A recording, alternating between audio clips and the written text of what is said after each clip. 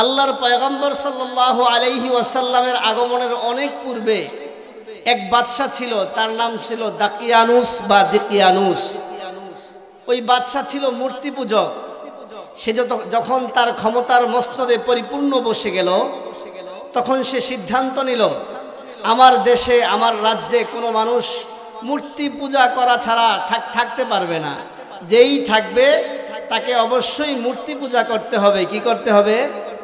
মূর্তি পূজা করতে হবে। বাদশার সিদ্ধান্ত।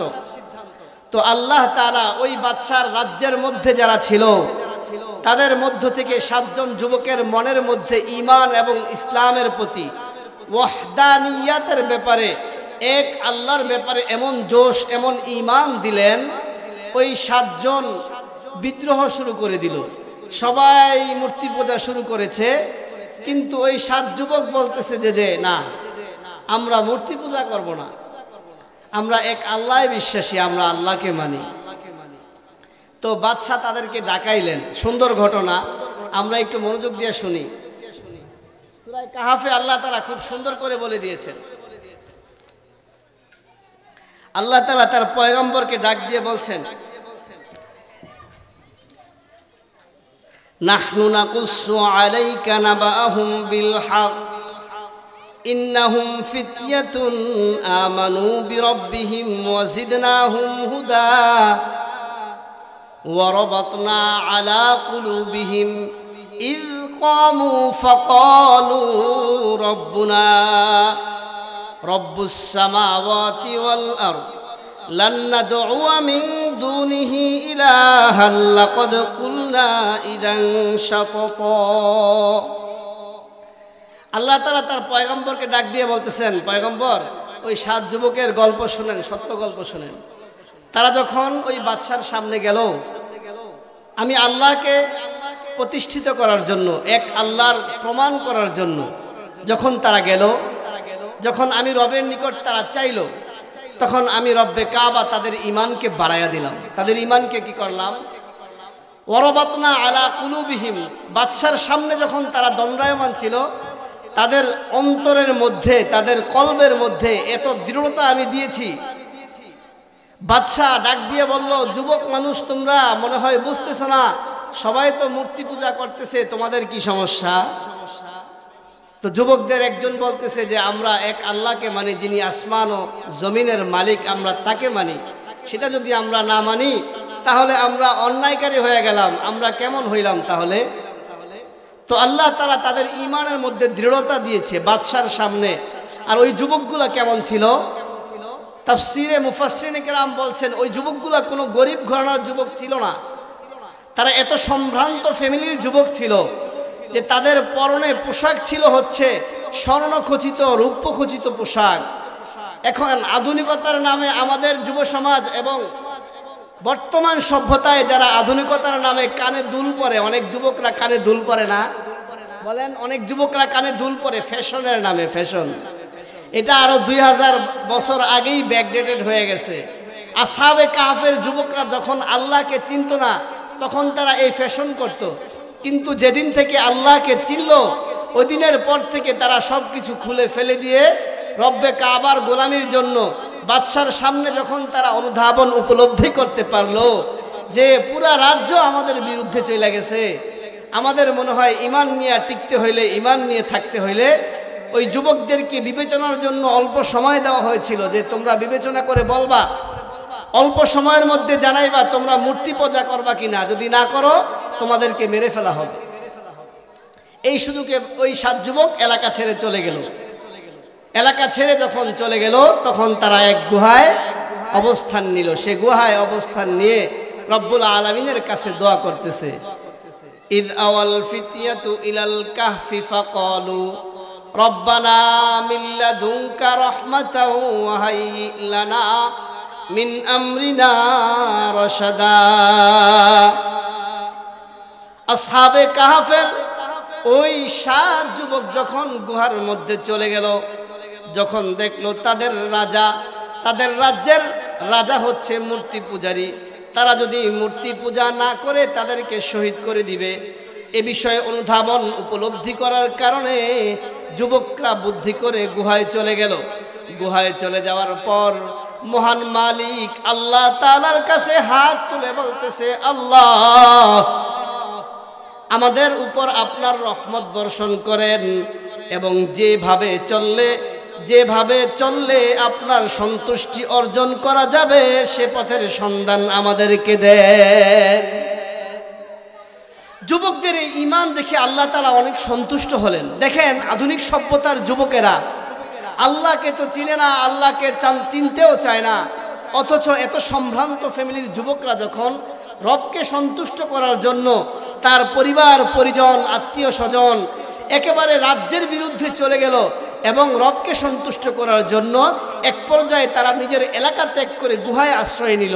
গুহায় আশ্রয় নিয়ে তাদের ঈমানের পূর্ণতা রব্বে কাবার কাছে প্রমাণ করে দিল যে আল্লাহ আপনার জন্যই, শুধুমাত্র আপনার জন্যই আমি আমার ঘর ছেড়েছি, আমি আমার এই আনন্দ উপভোগ্য জীবন ছেড়ে দিয়েছি, আমাদের রাজ্য ছেড়ে দিয়েছি, সব কিছু ছেড়ে একমাত্র আপনার ছায়াতলে আসতে চাই, এক আল্লাহ এর গোলামি করে আমাদের জীবনকে কাটাইতে চাই।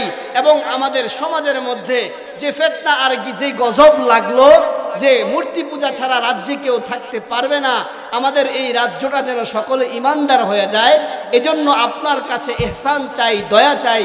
মালিক আপনি আমাদের উপর রব্বানা আতিনা মিন লাদুনকা রাহমাহ ওয়া হাইয়্যি লানা মিন আমরিনা রশাদা, আমাদেরকে আপনার রহমত দ্বারা পরিপূর্ণ করেন এবং আমাদেরকে যে পথে চললে যেভাবে বললে আপনি সন্তুষ্ট হবেন এমন একটা পথ, এমন একটা দিশা, এমন একটা রাহনুমাই আমাদেরকে দান করেন।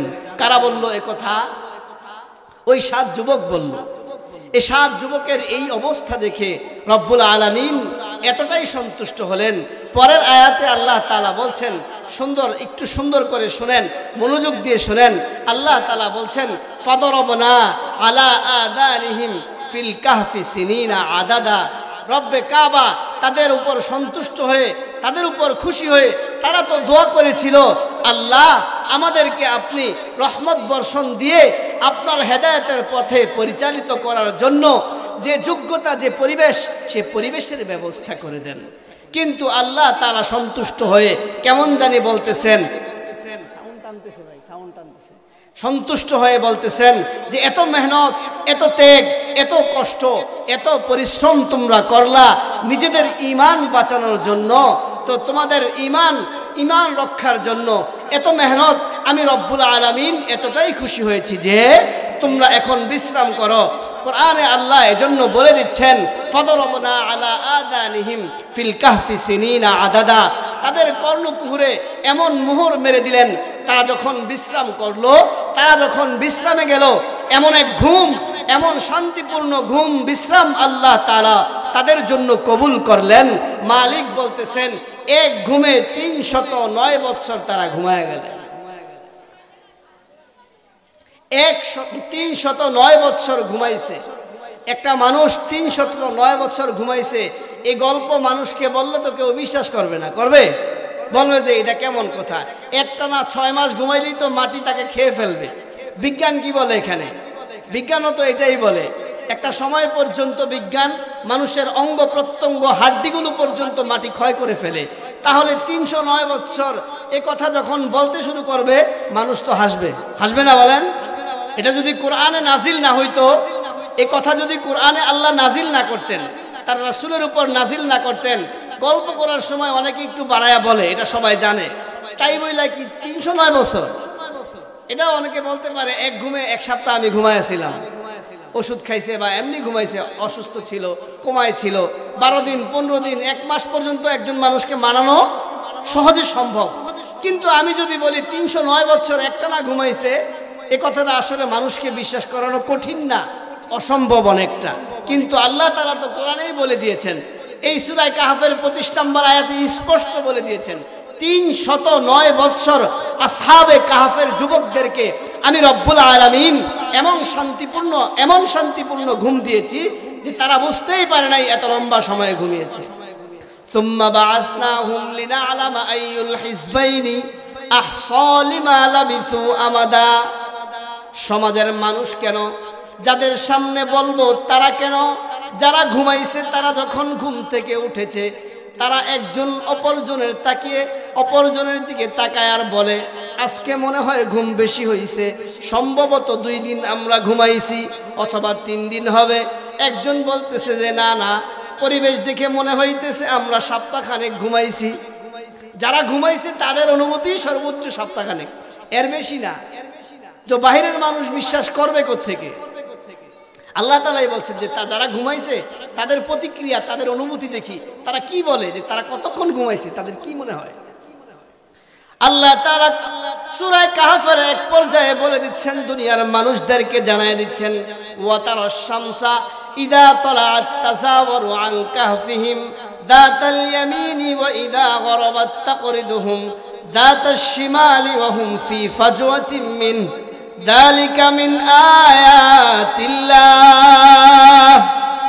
মান ইয়াহদিল্লাহু ফাহুয়াল মুহতাদ ওয়া মান ইউদ্লিল ফালান তাজিদ লাহু ওয়ালিয়াম মুরশিদা।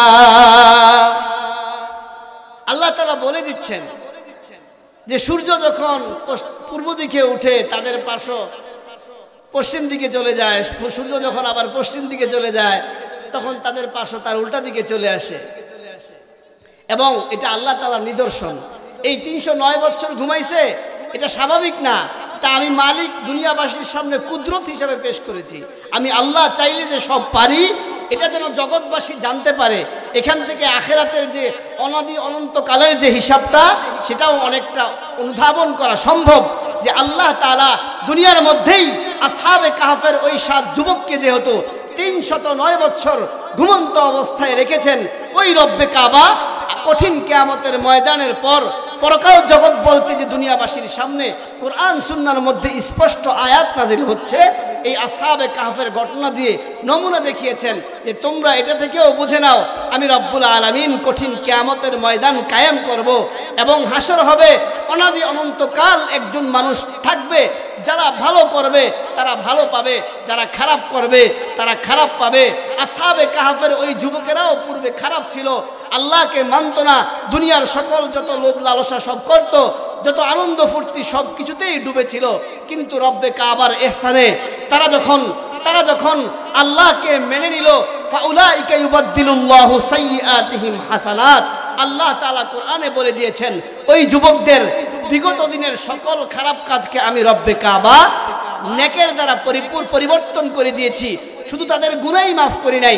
দেখেন একটা পয়েন্ট, ওই যুবকরা যখন তওবা করে রবের দিকে ফিরে আসলো, আল্লাহকে মানতে শুরু করলো, তো রব্বুল আলামিন কোরআনের অন্য আয়াতে স্পষ্ট করে জাতিকে জানায়া দিচ্ছেন, একজন অপরাধী, একজন গুনাহগার, একজন অপরাধী যখন তার রবের কাছে তওবা করে, তওবাটা যদি একেবারে পরিপূর্ণ কামা হক্কু হয়, তাকওয়ার সাথে হয়, মালিক শুধু বিগত দিনের গুনাহই মাফ করে দিবেন না, বরঞ্চ বিগত দিনে যত গুনাহ করেছেন সকল গুনাহকে নেকি দ্বারা পরিবর্তন করে দিয়ে আল্লাহ তাআলা তার মাকামকে উঁচু করে দিবেন। ফাউলাইকা ইউবাদদিলুল্লাহু সাইয়্যাতিহিম হাসানাত।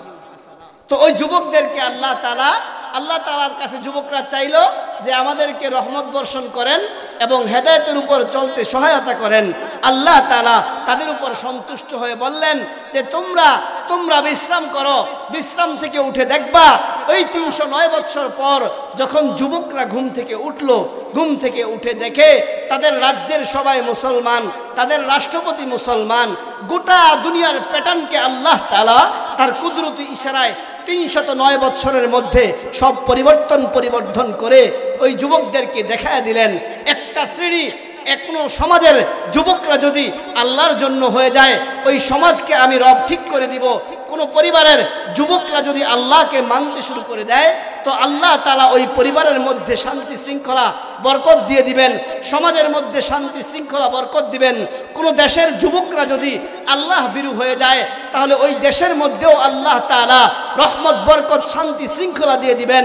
গোটা দুনিয়ার মধ্যে যুবকদের ইবাদত আল্লাহ তাআলার কাছে আল্লাহ তাআলা এতটাই পছন্দ করেন যে আসহাবে কাহফের মতো আজকেও কোনো যুবক যদি তওবা করে যে আল্লাহ জীবনে যত গুনাহ করেছি, ইচ্ছা করে করি নাই, শয়তানের ধোকায় করেছি, নফসের চাহিদায় করেছি, এখন যদি তওবা করে তো ওই মালিক আল্লাহ তাআলা তাদেরকেও হেদায়েতের চাদরে আবৃত করে তাদের গুনাহগুলোকেও ফাউলাইকা ইউবাদদিলুল্লাহু সাইয়্যাতিহিম হাসানাতের মিজদাকের আওতাভুক্ত করে আল্লাহ তাআলা বেগুনা মাসুম বানিয়ে সামনের দিকে তার গোলাম হিসেবে কবুল করবেন। মুহতারাম হাজিরিন, সময় একেবারে সংক্ষিপ্ত।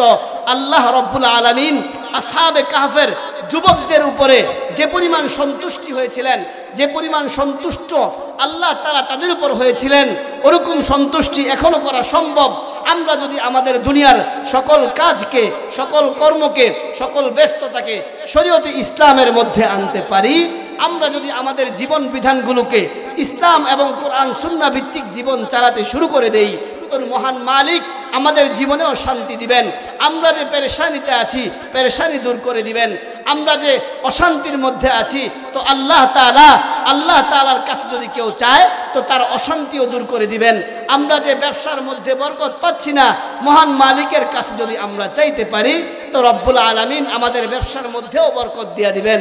এভাবে জীবনের প্রত্যেকটা অধ্যায়ে শরীয়তে ইসলামের প্রত্যেকটা বিধান যদি আমরা রাসূলুল্লাহ সাল্লাল্লাহু আলাইহি ওয়াসাল্লামের সুন্নাহ তরিকায় করার সিদ্ধান্ত নিতে পারি তো রব্বুল আলামিন আমাদের জীবনকেও সুন্দর এবং অনেক বেশি উপভোগ্য করে দিবেন। আসহাবে কাহফদের ওই 7 যুবককে আল্লাহ তাআলা এত বেশি কবুল করেছেন যে তাদের শান্তি আর বিশ্রামের জন্য 309 বছর বিশ্রামে দিয়েছেন। তো মুহতারাম হাজিরিন, এজন্য বলি রব্বুল আলামিন আমাদের উপর বিভিন্ন মুহতারাম মুহাম্মদুর রাসূলুল্লাহ সাল্লাল্লাহু আলাইহি ওয়াসাল্লামের মাধ্যমে গোটা জগতের মধ্যে এরকম ঘটনা, এরকম বিস্ময়কর ঘটনা জাতির সামনে পেশ করে করে উম্মতকে সতর্ক করতেছেন যে রব কিন্তু আছেন, ওই রবকে ভোলা যাবে না, রবকে ছাড়া যাবে না, রবের হুকুমের বাহিরে চলা যাবে না। যারাই চলবে তারা একদিন 2 দিন খুব বেশি দাপট দেখাইতে পারে, কিন্তু একটা সময় গিয়ে এমনভাবে ধরা খাবে আর ছুটতে পারবে না। এজন্য আমাদেরকে সিদ্ধান্ত নিয়ে সামনের দিকে চলতে হবে। আগামীর জীবন আমরা কিভাবে গড়ব, আমাদের সন্তানদেরকে আমরা কিভাবে সিদ্ধান্ত নিব, কোন পথে চালাবো, কোন মতে চালাবো, আমাদের সন্তানকে কোরআনের শিক্ষা দেওয়া জরুরি কিনা।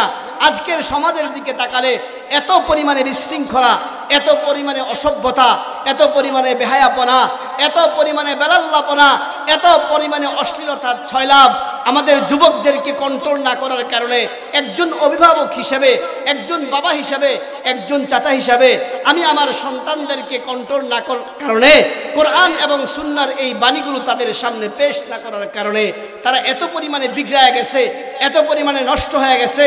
তারা একা নয়, বরং সমাজকেও নষ্ট করতেছে, সমাজের মধ্যে বিশৃঙ্খলা সৃষ্টি করতেছে। একটা পর্যায়ে গিয়ে যখন কন্ট্রোল করতে না পারে তখন পানি পড়া, তাবিজ আর তকবীর করার জন্য মসজিদ মাদ্রাসার ইমামদের পেছনে ছুটে। মোহতারাম, আপনাদেরকে একটা দাওয়াত দিচ্ছি, তাবিজ লাগবে না, তকবীর লাগবে না।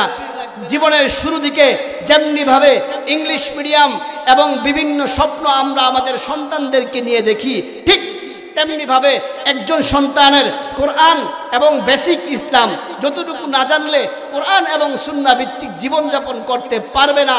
প্রত্যেকটা সন্তানকে ওই পরিমাণ ইলম শিক্ষা দেওয়া প্রত্যেকটা অভিভাবকের উপর ফরজ। এজন্য আপনি আপনার প্ল্যান এবং থিমকে সেভাবে সাজান। প্রয়োজনে মিনিমাম হেফজখানা পর্যন্ত, হাফেজ হওয়া পর্যন্ত, ছোট থেকে 5 বছর বয়স থেকে যদি আমরা টার্গেট নেই আমার সন্তান হাফেজে কোরআন হবে, তো 10 বছরের মধ্যে, 10 থেকে 11 বছরের মধ্যে হাফেজের কোরআন হওয়া সম্ভব। এরপরে আপনি তাকে ভার্সিটিতে, কলেজে, ইউনিভার্সিটিতে, ইন্টারন্যাশনাল, বাংলাদেশ শেষ করে বাহিরে তাকে পিএইচডি করার জন্য পাঠাইতেই পারেন। আপনার সন্তানকে নিয়ে আপনার স্বপ্ন থাকতেই পারে, তাকে প্রফেসর বানান, তাকে ডাক্তার বানান, তাকে ডক্টর বানান, তাকে ব্রিগেডিয়ার বানান, তাকে জেনারেল বানান, তাকে রাষ্ট্রপতি বানানোর স্বপ্ন আপনি দেখতেই পারেন আপনার জায়গা থেকে। কিন্তু মনে রাখবেন, আল্লাহ তাআলা শেষ পয়গম্বরের উম্মত হওয়ার বদৌলতে রব্বে কাবা আপনার আমার উপর যে জিম্মাদারি দিয়েছেন, শরীয়তে ইসলামের বাহিরে গিয়ে প্রফেসর হলে চলবে না, শরীয়তে ইসলামের বাহিরে গিয়ে ব্রিগেডিয়ার হলে চলবে না, শরীয়তে ইসলামের বাহিরে গিয়ে তখন দেখবেন আপনার সন্তান বড় প্রফেসর হতে পারে কিন্তু শান্তি নাই, আপনার সন্তান ব্রিগেডিয়ার হতে পারে কিন্তু শান্তি নাই, আপনার সন্তান অনেক বড়, অনেক বেশি রাষ্ট্র ক্ষমতায় সচিবালয়ে থাকতে পারে, প্রাইম মিনিস্টার হতে পারে, দ্বীনি শিক্ষা যদি তার মধ্যে না থাকে, আল্লাহকে যদি সে না চিনে, রাসূলুল্লাহ সাল্লাল্লাহু আলাইহি ওয়াসাল্লামের জীবনকে যদি সে জানতে নাই চায়, মানতেই না পারলো, তো মনে রাখবেন একটা পর্যায়ে গিয়ে আপনি হতাশায় ভুগবেন, আপনার সন্তান হতাশায় ভুগবে, এতটা পেরেশানি আসবে, তখন মনে হবে এ জীবন আমার জন্য নয়, এই দুনিয়ায় আমি আর থাকতে চাই না। এই ডিপ্রেশনগুলো তখন আসে যখন আল্লাহ থেকে বান্দা দূরে সরে যায়। কলবে শান্তি তখনই আসবে যখন কলবের মধ্যে কোরআন এবং সুন্নাহর আলো থাকবে। এই বিষয়টা আমাদের সমাজ, আমাদের রাষ্ট্র যত দ্রুত অনুধাবন উপলব্ধি করতে পারবে, তো আমাদের পরিবার ঠিক হয়ে যাবে, আমাদের সমাজ ঠিক হবে, আমাদের রাষ্ট্রের মধ্যে সুশৃঙ্খল পরিবেশ তৈরি হবে। কিন্তু কোরআন এবং সুন্নাহকে মাইনাস করে ওই বাদশাহ দিকিয়ানুস যেমনিভাবে পারে নাই, তার সমাজের সবাইকে মানাইতে পারে নাই, 7 জন হলেও আল্লাহ তাআলা যুগে যুগে 1 জন, 5 জন, 10 জন, 500 জন, 1000 জন তার মুমিন বান্দাদেরকে নির্বাচিত করে দুনিয়ার মধ্যে ঈমান টিকিয়ে রাখবেন। ওই মুমিনদের মিছিলে যদি আমরা থাকতে চাই, আমাদেরকে শরীয়তে ইসলাম জানতে হবে, আমাদের সন্তানদেরকে সে শিক্ষা দিতে হবে। এজন্য ওই 7 যুবক যখন গুহায় আশ্রয় নিয়েছিল, রব্বুল আলামিন তাদের জন্য এত সুন্দর ব্যবস্থাপনা করেছেন। আসহাবে কাহফের কুকুরের ঘটনাও আমরা জানি, কোরআনের মধ্যেও আল্লাহ তাআলা ওই কুকুরের আলোচনাও এনে দিয়েছেন, ওই কুকুরের আলোচনাও এনে দিয়েছেন। আল্লাহ তাআলা বলছেন, তারা যখন ঘুমাচ্ছিল, ওই কুকুর গুহার মাঝখানে সামনের দিকে এমনভাবে উৎপেতে ছিল, তাকিয়েছিল, যদি কোনো মানুষ দেখতে যাইতো যে আসলে এই গুহার মধ্যে কি আছে, কুকুরের ওই অবস্থান যেভাবে সে দাঁড়িয়েছিল, সেটা দেখে আল্লাহ তাআলা তার পয়গম্বরকে বলছেন যে পয়গম্বর, মানুষ তখন ভয় পেয়ে যেত, আতঙ্কে শিউরে উঠত যে এখানে যাওয়া যাবে না। মানে দুনিয়ার যে সিকিউরিটি সেটাও আল্লাহ তাআলা দিয়েছেন, পরকালীন যে বিশ্লেষণ, আল্লাহর যে কুদরত, আল্লাহ তাআলা যে বলছেন এটা আমার কুদরত, ওই কুদরতি নিজাম ঠিক রাখার জন্য 309 বছর 7 যুবককে ওই নিদ্রার মধ্যেই কিভাবে আহার করিয়েছেন এটা রব্বে কাবা জানে, কিভাবে সে চলেছে এটা আল্লাহ তাআলা ভালো জানেন। এই বিষয়কে, এই দৃষ্টান্তকে, আসহাবে কাহফের এই ঘটনাকে উম্মতের সামনে পয়গম্বরের মাধ্যমে রেখে গোটা দুনিয়ার যুবকদেরকে আঙুল দিয়ে পয়গম্বরে আরবি রাসূলে আকদাস হযরতে মুহাম্মদুর রাসূলুল্লাহ সাল্লাল্লাহু আলাইহি ওয়াসাল্লাম যুবকদেরকে কেমন জানি ডাকতেছে। আমি শুরুতেই বলেছিলাম, আসহাবে কাহফের ওই 7 যুবক অনেক সম্ভ্রান্ত ছিল, তাদের কানে দুল ছিল। এখন যারা ফ্যাশন মনে করে কানে দুল দেয়, শোনেন ভাই, আপনি 2024-25 আর 21 শতাব্দীতে এসে যেটাকে ফ্যাশন বলতেছেন, আসহাবে কাহফের যুবকেরা 2000 বছর পূর্বে সেটাকে আস্থা করে নিক্ষেপ করে দিয়ে এক আল্লাহর গোলামিতে নিজেদেরকে প্রমাণ করেছে যে এই কানে দুল দেওয়া এটা নষ্টামি, এটা নোংরামি, এটা কোনো ফ্যাশন হতে পারে না, এটা অসভ্যতা, এটা হচ্ছে পরিবেশ নষ্ট করা। এজন্য যুবকদেরকে রিকোয়েস্ট করে বলবো, আপনাদের কাছে অনুরোধ রইল, জীবন সুন্দর করতে হলে দুনিয়ার জীবন বলেন, পরকালের জীবন বলেন, আখেরাত বলেন আর দুনিয়া বলেন, পারিবারিক জীবন বলেন আর ব্যক্তিগত জীবন বলেন, প্রত্যেকটা জীবনেই যদি শান্তি নিশ্চিত করতে চান তো কোরআনের ছায়াতলে আসেন। আপনি স্কুলে পড়তেছেন, 1 ঘন্টা কোরআন শিখতে সময় দেন, ভার্সিটিতে চলে গিয়েছেন, বয়স্ক শিক্ষায় 1 ঘন্টা সময় দেন।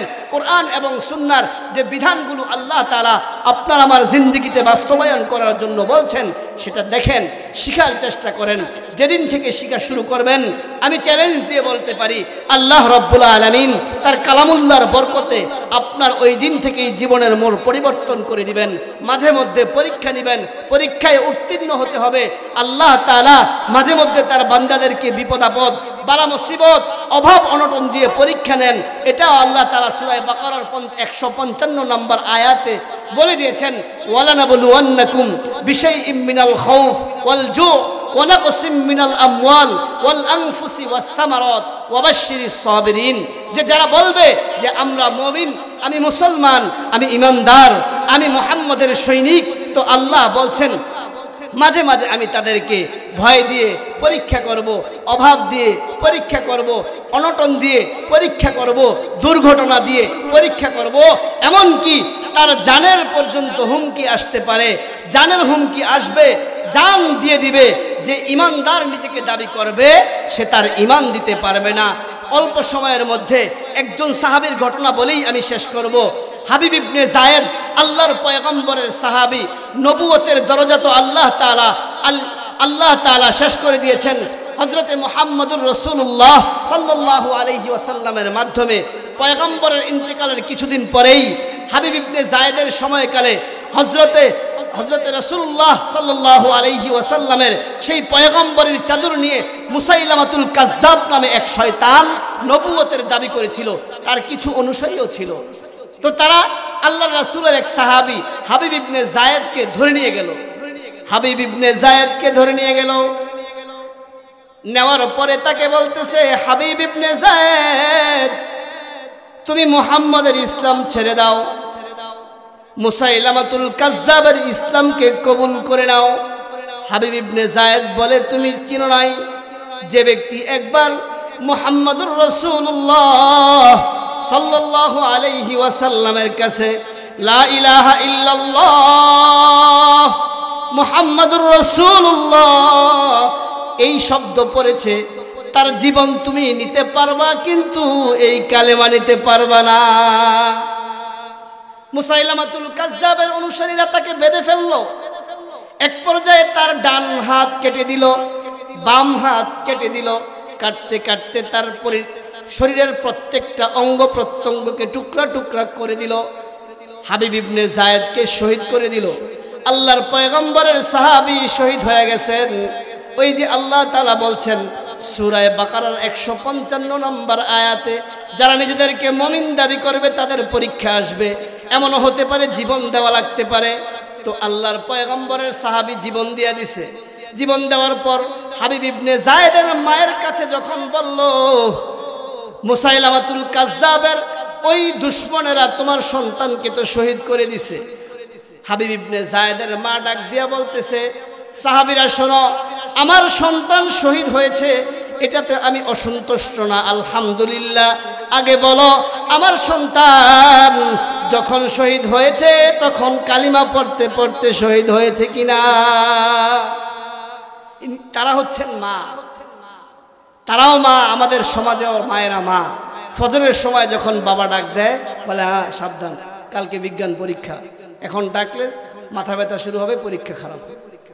কিন্তু মুসাইলামাতুল কাজ্জাবের ওই লোকেরা যখন হাবিব ইবনে যায়েদকে শহীদ করলো, হাবিব ইবনে যায়েদের মা মদিনাবাসীকে ডাক দিয়ে বলতেছে, মদিনাবাসীরা শোনো, তোমরা সাক্ষী থাকলা, কঠিন কিয়ামতের ময়দানে আমি রব্বুল আলামিনের সামনে দাঁড়াবো এবং গিয়া বলবো, মালিক, আমার কোনো কবুলিয়াতের ইবাদত নাই থাকতে পারে, কিন্তু আল্লাহ আপনার পয়গম্বরের চাদর নিয়ে যখন মুসাইলামাতুল কাজ্জাবের অনুসারীরা আমার সন্তান হাবিব ইবনে যায়েদকে নিয়ে গেছে, ওই হাবিব ইবনে যায়েদের মা কিন্তু আমি এমন সন্তান গর্ভে ধারণ করেছি, এই সন্তান আপনার হাবিবের সেই নবুয়তির প্রমাণ দেওয়ার জন্য তার নিজের জীবন দিয়ে দিছে, কিন্তু ঈমান ছাড়ে নাই। আমি হাবিব ইবনে যায়েদের মা হয়তো আপনার কাছে অপরাধী বান্দি থাকতে পারি, কিন্তু হাবিব ইবনে যায়েদ যদি আপনার প্যারা বান্দা হয়, আপনার হাবিবের সাহাবী হয়ে থাকে, তার ওসিলায় আমাকেও মাফ করে দেয়। এটা হচ্ছে সাহাবীদের মা, তার সন্তানকে শহীদ করেছে, শুধু শহীদ করে নাই, অঙ্গ প্রত্যঙ্গকে টুকরা টুকরা করে ফেলে দিছে। তারপরেও মায়ের রিয়াকশনটা ছিল যে আমার সন্তান ঈমান এবং ইসলামের জন্য জীবন দিছে, দুনিয়ার কোনো কিছুর জন্য জীবন দেয় নাই। তার জীবন গেছে, তারপরেও সে রাসূলুল্লাহর কালেমা ছাড়ে নাই। আল্লাহ তাআলা এটাই বলছেন যে কেউ যদি নিজেকে ঈমানদার দাবি করে, মুমিন হতে চায়, তো প্রকৃত মুমিন তারা। নমুনা সাহাবায়ে কেরাম দেখিয়ে গিয়েছেন। কিন্তু আজকাল আমাদের সমাজে 2 টাকার বিস্কুট আর পুরান পাতির চায়ও ঈমান বিক্রি হয়ে যায়। এজন্য আল্লাহ রাব্বুল আলামিন আমাদের সকলকে কোরআন সুন্নাহ ভিত্তিক নিজের জীবন যাপন করার জন্য কোরআন সুন্নাহর ইলম অনুসরণ করা খুব বেশি জরুরি। মালিক আমাদের সকলকে, এলাকাবাসীকে, গোটা দুনিয়ার সকল মানুষকে কোরআন এবং সুন্নাহর ছায়াতলে এসে দুনিয়া এবং আখিরাত উভয় জগৎকে সাজানোর তৌফিক নসিব করুক, সকলে বলি আমিন। এতক্ষণ যা শুনলাম, যতটুকু বুঝলাম, তার প্রত্যেকটা কথা সঠিকভাবে বুঝে আমল করার তৌফিক বক্তা শ্রোতা আল্লাহ তাআলা সকলকেই দান করুক, সকলে বলি আমিন। আসসালামু আলাইকুম ওয়া রাহমাতুল্লাহি ওয়া বারাকাতুহু।